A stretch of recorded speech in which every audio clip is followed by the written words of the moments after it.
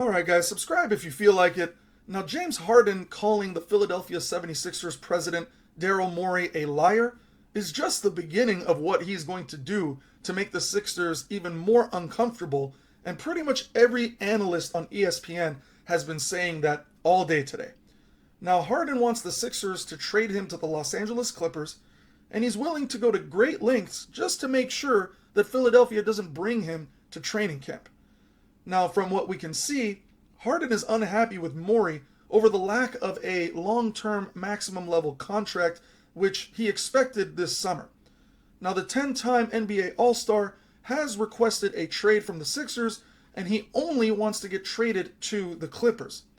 Now, the Sixers have ended their trade talks involving Harden, especially with the Clippers, and they do plan on bringing him back to training camp for the start of next season. So, of course, this is setting up a really uncomfortable situation.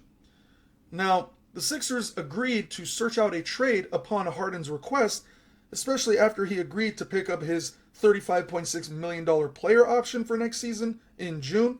However, Philadelphia's asking price for Harden was fairly steep, and no teams, including the Clippers, were willing or able to meet that asking price.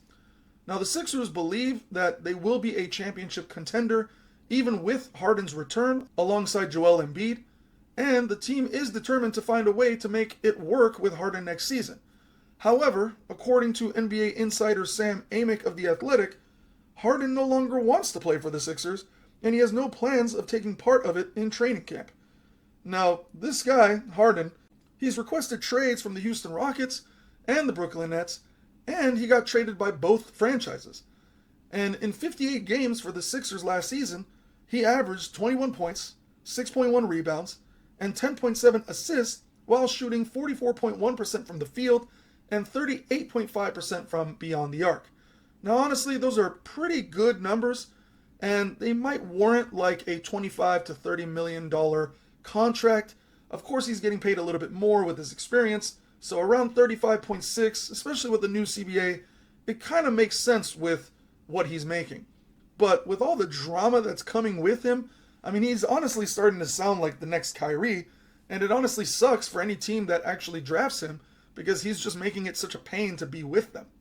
Now, of course, if Daryl Morey didn't really line up what Harden was supposed to get, then it makes sense. I mean, I guess I would be mad too. So I probably wouldn't want to play for a guy who basically just lied to me and told me that he would give me more but really isn't giving me more. But to publicly shame the guy, I mean, you're really only just hurting yourself.